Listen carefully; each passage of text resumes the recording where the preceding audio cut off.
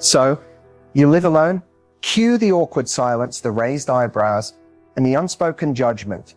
If you've ever felt like the world doesn't get why a woman would choose solitude over settling, this video is for you. If your worth has ever been questioned just because there's no one next to you at the dinner table, this video is for you. If you've been told your life is missing something just because there's no boyfriend in your bio, let me be the first to say they're wrong.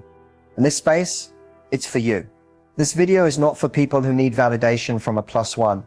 It's for the woman who's tired of explaining herself, tired of being asked, but don't you want someone? Tired of people assuming that happiness is only real when it's shared. No, happiness is real when you define it. Joy is real when you create it. Love is real when you give it to yourself first. If you're building a life that's peaceful, powerful, and completely your own, this video will feel like a deep breath, a reset, a reminder that choosing yourself isn't selfish, it's sacred. You don't need to be in a relationship to be whole. You just need to be in alignment with you. So press play, stay with me. Let's talk about what it really means to live alone, and not just survive, but thrive. Being single isn't just a relationship status. For many women, it's seen as a flaw to be fixed. The moment you reach a certain age, it's like the world flips a switch. Suddenly, your accomplishments are measured less by your career, your growth, or your joy, and more by whether you have a ring on your finger or a man by your side. The stigma around being single is quiet, but it's everywhere. It shows up in the questions at family gatherings. Still single? As if being in a relationship is the only valid chapter in your life worth celebrating. It shows up in the glances when you dine alone, the assumptions people make when you say you live by yourself. They think it must mean you're lonely or broken or that you've been left behind. But what if being single is a conscious choice? What if it's an act of strength, not sadness? No one talks about the courage it takes to walk alone in a world that tells you you're supposed to be paired. It takes guts to say no to almost good enough, to not settle for a half love just to feel whole. Society praises women who are chosen, but it rarely praises women who choose themselves. And the deeper issue, that stigma isn't just coming from others. Over time, we start to internalize it. You might find yourself thinking, what's wrong with me? Why don't I have what she has? You scroll through social media and it feels like everyone is in love, engaged, starting a family. You begin to believe you're behind in some invisible race, even though deep down part of you knows that comparison is stealing your peace. But let's be honest, most of what you're seeing is a highlight reel. What they post online doesn't show you the full story. It doesn't show the arguments behind closed doors, the unspoken compromises, the loneliness that can still exist inside a relationship. Being partnered doesn't automatically mean being fulfilled, and being single doesn't automatically mean you're not. Yet the world doesn't celebrate that enough. It doesn't applaud the woman who wakes up alone, but still gets up and goes after her dreams. It doesn't recognize the beauty of quiet mornings, unshared beds, and evenings filled with peace, not performance. There's power in being single that no one talks about. The power to hear your own voice clearly, to grow without interruption, to evolve without shrinking to fit someone else's idea of who you should be. The stigma around being single only holds power when we let it define us. But once you start to see the truth, that you're not lacking, that you're not behind, that you're not less, the stigma starts to lose its grip. Because what you're really doing isn't waiting for someone. What you're doing is living fully, unapologetically, on your own terms. You're not missing out, you're waking up. There's no timeline to follow, no rule book that says love has to look a certain way. And maybe, just maybe, love isn't just found in someone else. Maybe it's found in moments of freedom, in clarity, in growth, in you. Being single doesn't mean you're unloved. It means you haven't compromised your standards. It means you're not afraid to be with someone truly aligned, even if that means being alone until then. And that's not something to be ashamed of. That's something to be proud of. Solitude can feel intimidating, especially at first, when the noise dies down, when no one's texting, calling, or coming home. You're left with the one person. Society rarely teaches you how to sit with yourself. And for a lot of people, that's terrifying. We've been conditioned to believe that quiet means something's wrong, that silence equals emptiness. But solitude isn't the absence of love. It's the presence of self. And when you stop running from that space and start leaning into it, something magical begins to happen. At first, it might feel uncomfortable. You might feel restless. You'll reach for distractions, the TV, your phone, a scroll through someone else's curated version of life. But if you can pause long enough to sit in that discomfort, you'll start to realize that solitude is not a void. It's a mirror. It shows you who you are when no one's watching. It reveals your thoughts, your patterns, your wounds, but also your wisdom, your intuition, your strength. You begin to hear your own voice again, not the version you perform for others, not the one that's shaped by expectations, but the raw, unfiltered one that says, "This is what I need." That voice is your compass. It doesn't scream, it whispers, and you can only hear it in the stillness. Embracing solitude isn't about isolation. It's about intention. It's about making peace with your own presence. Because once you do, you stop chasing company just to fill a space. You stop confusing attention for affection. You stop reaching for love that costs you your peace. And instead, you start choosing people, environments, and energy that actually feel aligned. Solitude teaches you boundaries. It teaches you that being alone is better than being with someone who makes you feel alone. It gives you time to heal without interference, to grow without compromise, and to finally become someone you actually enjoy being with. People often think that women who live alone must be cold, hard, or emotionally unavailable, but that couldn't be further from the truth. It takes deep emotional strength to hold your own space, to walk into your home, hear nothing but your thoughts, and still feel safe, whole, and complete. That's not weakness. That's mastery. Because here's the truth. If you can learn to love your life in solitude, you'll never settle out of fear again. You won't say yes just to avoid loneliness. You won't lower your standards just to feel chosen. You won't bend yourself out of shape just to fit into someone else's idea of happiness. You'll know how to give yourself everything you once thought had to come from someone else. You'll start to find joy in the little things. Making your own dinner and dancing while it cooks. Sleeping diagonally across the bed. Creating your own rituals, your coffee in the morning, your music at night, your space, your vibe, your rhythm. You become your own sanctuary. And when you do that, love becomes something you share, not something you seek. You're no longer looking for someone to complete you. You're whole already. Anyone who comes into your life now, it's not because you need them. It's because you want them. That's the difference. Fear fades the moment you realize solitude isn't a punishment. It's an invitation to meet yourself, to know yourself, to fall in love with the life you're creating. One moment, one breath, one beautifully quiet day at a time. The daily life of a woman who lives alone is often quieter than most people expect, but it's not empty. It's intentional. Every morning begins on her own terms. No alarms from someone else's schedule. No rushed conversations or compromises. Just her waking slowly to the light slipping through her curtains, stretching into the space she's claimed as her own. There's a certain peace in waking up alone, in knowing that the first voice she hears is her own. She moves through her space with a rhythm that's completely hers. Maybe it's music playing softly as she makes her coffee. Maybe it's silence and she prefers it that way. Her morning ritual isn't about rushing out the door for someone else. It's about grounding, centering. She waters her plants, opens a window, lets the air shift the energy in the room. These are her moments. Simple, quiet, powerful. Throughout the day, she makes choices that reflect her values, her pace, her priorities. There's no one to impress. No one to explain anything to. If she wants to work from the couch in her favorite hoodie, she does. If she wants to take a midday walk, journal, cook something just for herself, there's no guilt, no negotiation.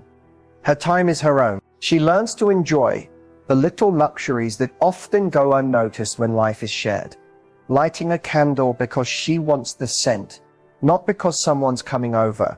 Making a dinner that's beautiful even if it's only for one. Taking up the entire bed at night and stretching across it with freedom. There's a kind of empowerment in not waiting to do special things until someone else is there to experience them. She realizes she's enough of a reason, but of course not every moment is glamorous. There are days when the silence feels heavier, when she wishes she had someone to talk to the moment something beautiful or hard happens. There are evenings when she gets home and instinctively wants to share her day, only to remember there's no one there. And in those moments, she doesn't run from the loneliness. She meets it. She breathes through it. She honors it as part of the path, not a flaw in it. She finds connection in new ways, in friendships that go deeper, because she's not pouring herself into a relationship just to feel valid, in phone calls that matter, in time with herself that brings clarity, not confusion. Her solitude becomes a sanctuary, not a sentence. There's strength in the way she handles things alone, fixing the light bulb, managing her finances, dealing with a flat tire, or carrying heavy groceries. These may seem small, but every act of self-sufficiency builds her confidence, not because she wants to do everything alone forever, but because she knows she can. She's not waiting for someone to show up and change her life. She's already living it, fully, authentically, on her terms. And the more she leans into that, the more she stops looking outside herself for permission to feel whole. Her daily life isn't about proving anything to anyone.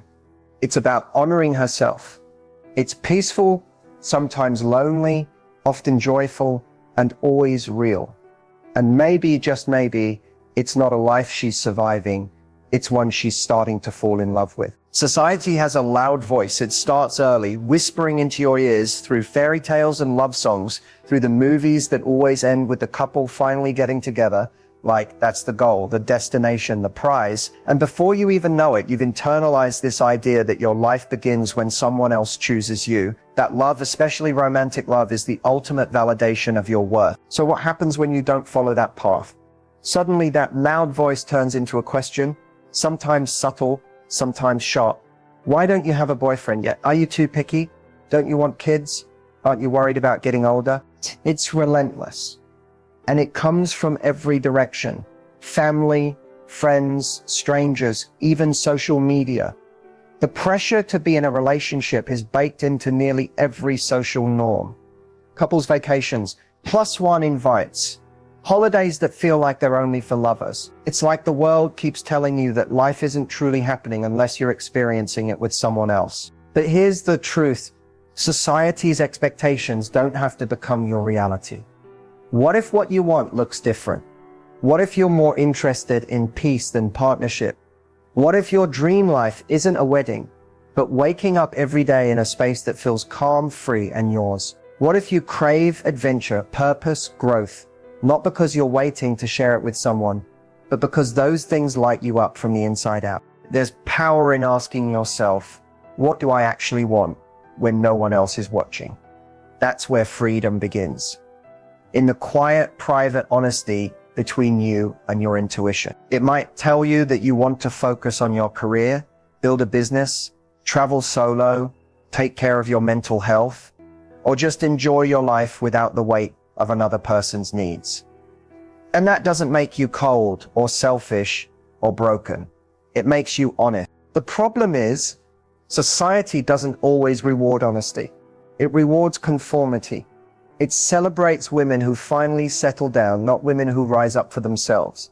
And that's why the disconnect can feel so heavy, because you're not just choosing a different path. You're breaking an unspoken rule.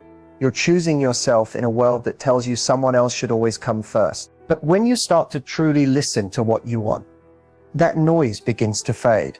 The opinions become less loud. You stop measuring your life by someone else's milestones. And suddenly, your desires don't feel selfish. They feel sacred. They become your compass. You don't have to want what everyone else wants. You don't have to chase what doesn't align. And you definitely don't have to explain your piece to people who haven't found theirs yet. Because at the end of the day, it's not society that has to live with your choices. It's you. And you're allowed to want a life that feels deeply, authentically yours, even if no one else understands it yet. So if your heart feels lighter when you're alone, if your dreams grow bigger without the distraction of a half-invested relationship, if your energy comes back when you're not trying to constantly prove your worth to someone else, maybe it's not that you're behind. Maybe you're ahead, just on a different timeline. One that's not driven by what society says, but by what you truly want. There's a kind of emotional strength that only develops when you face life without a safety net. When you go through hard days with no one to lean on but yourself.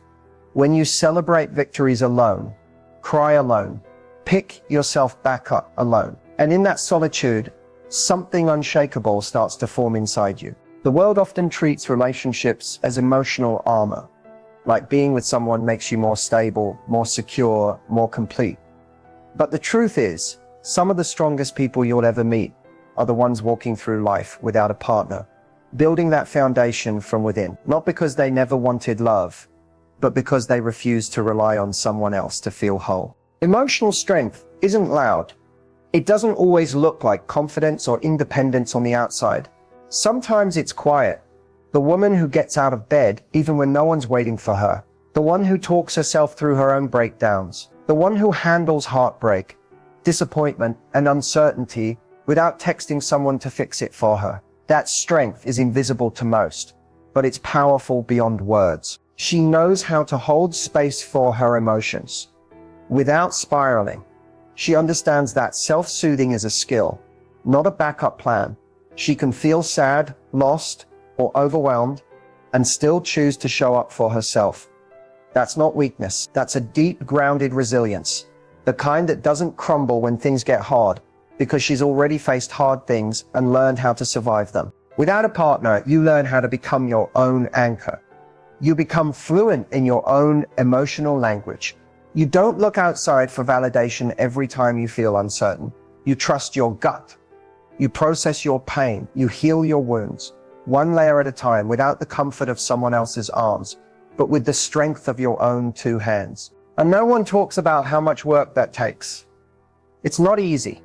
There are moments when you wish someone could just hold you, when the nights feel too long and your thoughts get too loud, when it would be so much easier to distract yourself with company instead of facing what's bubbling inside. But emotional strength isn't built through avoidance.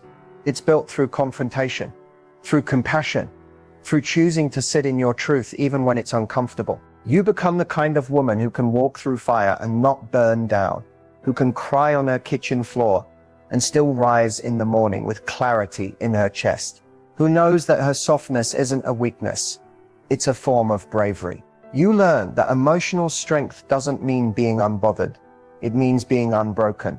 And when love does come, if it comes, you won't hand over your soul for safety. You won't collapse into someone just because they offer comfort.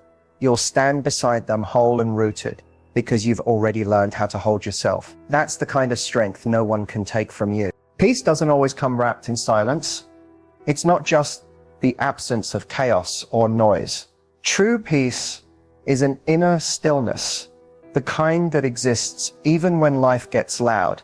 It's when your soul stops running, when your mind isn't always chasing, fixing, or proving something. It's when you can sit with yourself and not need anything to change in order to feel okay.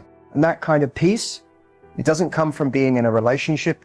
It comes from knowing who you are without one. Peace is walking into your home and feeling safe, not just because the door locks, but because you're not at war with your own mind anymore. It's creating a space that reflects your energy, lighting a candle, playing your favorite song, wearing whatever makes you feel good, because no one's there to judge, compare, or interrupt. You start realizing that the most healing thing in the world is to feel at home within yourself. Then comes freedom, the kind that isn't loud or rebellious, but soft and steady. The freedom to choose, to wake up and decide how your day feels, to follow your curiosity, to create your own routines without having to fit into someone else's. You eat when you're hungry, rest when you're tired, and dream without limits. You stop performing for approval. You stop shrinking yourself to fit expectations. You breathe without asking permission. It's the freedom to say no without guilt, to say yes without second guessing, to walk away from anything that doesn't nourish you. And most of all, it's the freedom to be exactly who you are, without apology, without explanation. And from that peace and freedom, self-love begins to grow. But here's the thing, self-love isn't a spa day. It's not filtered Instagram quotes or pretending to be happy all the time. Real self-love is deeper. It's radical honesty. It's forgiving yourself for what you didn't know back then. It's holding your heart on the hard days and choosing to believe you're still worthy, still enough, still lovable, even when no one else is saying it. It's doing the hard work to understand your own patterns, your wounds, your needs. It's not about becoming someone better. It's about finally seeing yourself clearly and saying, I love her anyway, even on the messy days, even in the moments when you feel like a storm. You stop outsourcing your worth. You stop waiting for someone else to tell you you're beautiful, intelligent, valuable, because you've already claimed it for yourself. And in that moment when you can look in the mirror and not flinch, not criticize, not rush past, that's when self-love becomes real. Peace, freedom, and self-love, they feed each other. When you protect your peace, you preserve your energy. When you choose freedom, you take your power back. When you practice self-love, you stop settling. You stop abandoning yourself just to be accepted. You no longer chase what doesn't reflect your truth. You start building a life that feels like yours, not a copy-paste version of someone else's timeline. You define success differently. You value quiet joy, deep rest, sacred solitude. You realize that being single isn't something to fix. It's a gift that allows you to find your center without distraction. And that's the moment everything shifts. Because now love is a bonus, not a rescue plan. Your happiness isn't conditional. Your value isn't negotiable. Your life isn't on pause. You're not just existing, you're blooming. There comes a point in every woman's life when she stops asking, am I good enough? And starts asking, is this good enough for me? That shift, quiet yet seismic, is where her power begins. And it all starts with setting personal standards. Personal standards aren't walls to keep people out. They're gates that only open for what aligns. They're not about being picky or hard to please.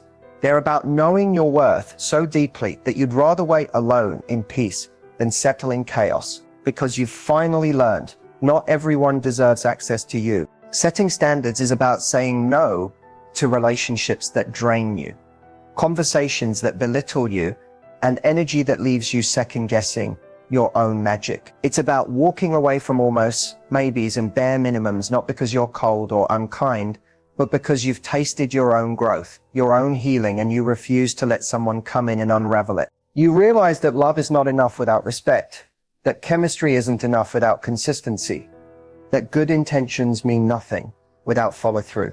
And so you set the bar, not out of ego, but out of self-respect. Because when you've spent enough nights picking up the pieces of your own heart, you no longer hand it to people who show up with scissors. And at first, setting those standards can feel isolating.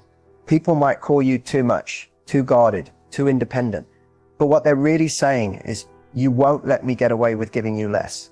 And you won't, because you've been there. You've felt the sting of being chosen for convenience, not commitment. You've tolerated crumbs and called it love, but not anymore. Now you're the woman who checks in with herself before saying yes, who asks, does this feel good? Instead of, will they like me? You've stopped performing, pleasing, bending just to keep the peace. You've learned to sit with discomfort instead of begging to be chosen. You know the cost of abandoning yourself, and you're not willing to pay it again. And here's the truth. When you raise your standards, you raise your energy. You stop entertaining what drains you. You attract people who meet you where you are, not those who expect you to dim just so they can shine. You stop chasing, stop explaining, stop proving. You simply become, and the right people rise to meet you. This kind of clarity is magnetic. It's not loud, not aggressive. It's a quiet knowing, a calm, unshakable presence that says, I am not for everyone, and that's okay. And when someone does come along who fits, who truly aligns, they'll recognize your standards not as a challenge, but as a mirror. They'll meet them because they've done their own work too. Setting personal standards isn't about finding the perfect partner. It's about being the kind of woman who never forgets what she deserves. And in a world that constantly tries to convince you to shrink, lower, or wait, that kind of self-respect, that's your superpower. There's a huge difference between loneliness and independence, but it's easy to confuse the two, especially when you're used to the company of others. Society often mixes them up too, painting independence as a form of loneliness, when in reality, They are two completely different experiences. And understanding that difference can change how you experience both. Loneliness feels like emptiness. It's that aching desire for connection that leaves you feeling hollow. It's when you find yourself wishing that someone else would fill the void, complete the puzzle. Loneliness can creep up at any time, when you're alone at home on a Friday night, when everyone else is paired up, when you walk through a crowd and still feel like an outsider. It's painful because it comes from a place of wanting something, an external validation, a connection answer. And no matter how much you try to distract yourself, you can't escape the gnawing feeling that something is missing. But independence is different. Independence doesn't feel like an emptiness. It feels like freedom. It's the ability to stand on your own 2 feet, not because you have no other choice, but because you have learned to be enough for yourself. Independence is the strength to walk through life on your own terms, whether or not anyone is beside you. It's the power to make decisions without needing anyone's approval, to live with integrity and confidence, knowing that your happiness isn't contingent on anyone else's presence. The beauty of independence is that it allows you to feel all the emotions, including loneliness, without being consumed by them. When you're independent, loneliness doesn't define you. It's just one of the many emotions you experience, and you know how to navigate through it. You don't rely on someone else to fill the gaps in your soul. You fill them yourself with self-awareness, creativity, and the understanding that being alone doesn't mean being incomplete. In fact, being independent teaches you to embrace those moments of loneliness. You stop running from them, stop numbing them with distractions. Instead, you learn to sit with your own company and find peace in it.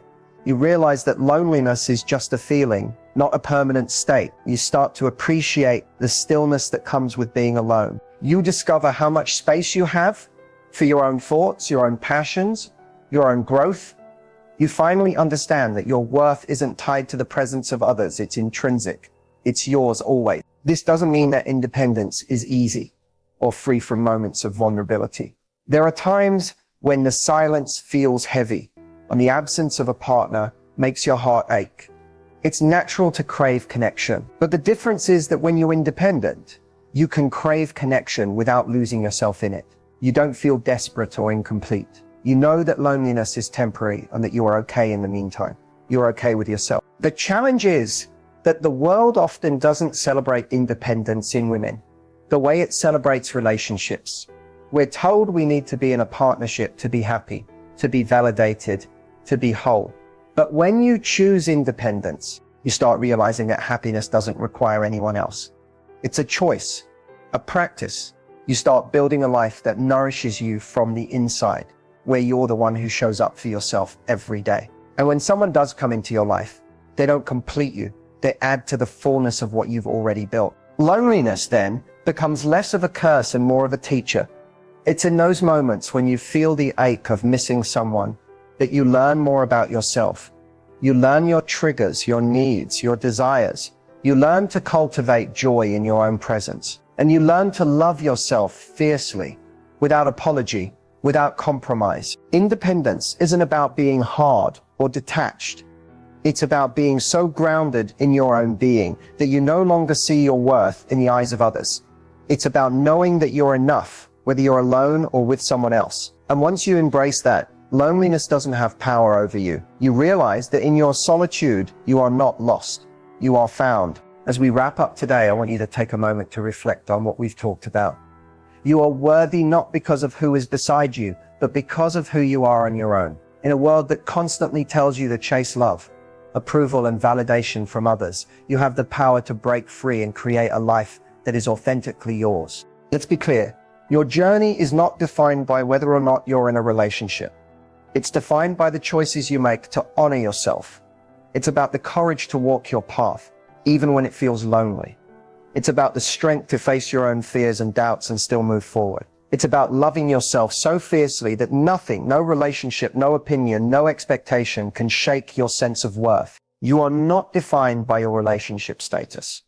You are defined by your resilience, your growth, and your unwavering belief in your own potential. It's time to stop waiting for someone to come along and fix you and start realizing that you are already whole. Every step you take on your own is a step toward the person you were always meant to be. Strong, independent, and unapologetically true to yourself. So if you're feeling overwhelmed by the weight of societal expectations, know this: you don't owe anyone an explanation for living life on your own terms. Embrace your solitude. Embrace your independence. Let it be the foundation upon which you build your dreams. You are building something far more valuable than a relationship. You are building a life that is yours, one that doesn't need anyone else to define its worth. Take this moment, and remind yourself that you are worthy of everything you desire, but you don't need anyone else to complete you. You are whole. You are enough. And the best part, your journey is just beginning. Embrace it with confidence, knowing that the strongest and most powerful relationships you'll ever have will be the ones you cultivate with yourself. So go ahead, keep walking your path, because you've got everything you need within you.